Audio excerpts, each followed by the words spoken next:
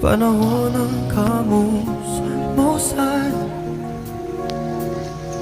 sa piling ng mga bulaklak at halaman.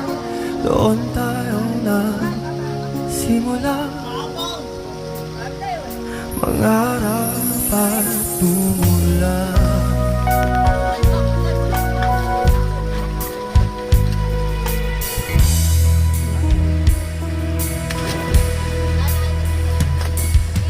Natatandaan mo pa ba? Inugit kong puso sa puno mangga, at ang inalay ko gumamela, maghahawak kamay sa dalampasigan, malayang